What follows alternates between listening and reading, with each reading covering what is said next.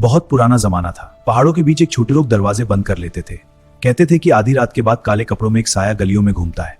हवा अचानक ठंडी हो जाती है और कुत्ते जोर जोर से रोने लगते हैं। गांव के किनारे एक टूटी हुई पुरानी मस्जिद थी। लोग कहते थे कि वहां एक आदमी रात में इबादत करने गया था, लेकिन सुबह उसका चेहरा डर से सफेद मिला। वो इंसान नहीं था। पुराने मस्जिद के अंदर फिर से किसी की ना देखने की, इंसान की देखने का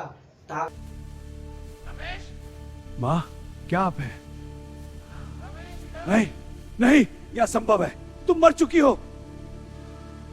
जंगल में लखरहरा ने ऐसे आवाज सुनी कि उसकी रूह कांप उठा।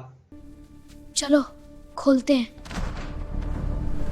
ये निशान देखो।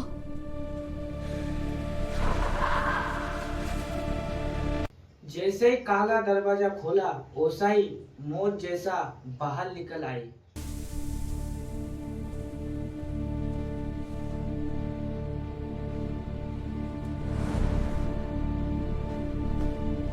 लेकिन उस आईना में चेहरा नहीं, शैतान की साया दिखाई देता था। अरे बाप रे,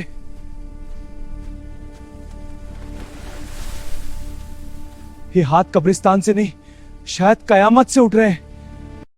तो आधी रात में कवर अपने आप खोलने लगा। गांव से दूर एक हवेली थी जहां सालों से कोई नहीं रहता था। कहते थे वहां शैतान ने अपना डेरा बना लिया है।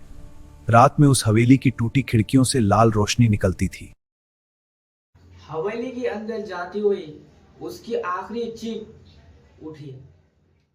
रात के तीसरे पहर इस चिराग को मत जलाना, मैं जलाऊंगा और अपनी किस्मत बनाऊंगा। जैसा ही चिराग जला, वैसा ही कमरे में काले धुआं से भर गया। आधी रात को एक घर से बच्चे के रोने की आवाज आती थी। जब लोग अंदर जाते, वहां कोई बच्चा नहीं मिलता। सिर्फ दीवार पर नाखूनों के निशान दिखाई देते हैं। था इस वीरान हवेली में सालों से शैतानी ताकत था। ये दौलत तेरी,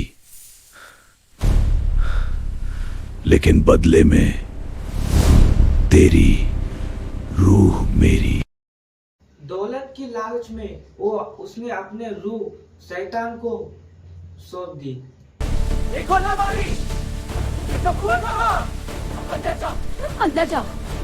सुबह देखते हैं। दरवाजे पर खून के निशान।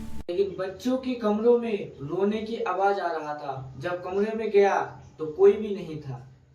देखो इस किताब में क्या अजीब अल्फाज लिखे हैं। चलो मजाक में इन्हें पढ़ लेते हैं। अलहक मुनकल जिन। वो दीवार पर जलता हुआ निशान। जब उसने अजीब अल्फाज पढ़ी तो कमरे पे डरावना ताकत। शैतान इंसान के डर से ताकतवर होता है।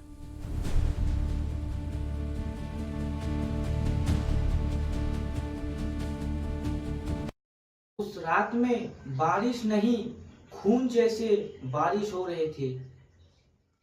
मुझे सच पता करना है। आखिरी चीख।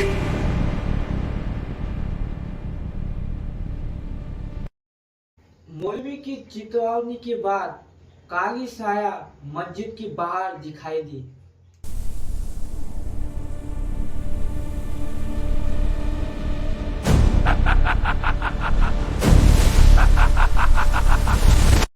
लेकिन दोस्तों, शैतान खत्म नहीं हुआ। वो आज भी अंधेरों पे जिंदा है।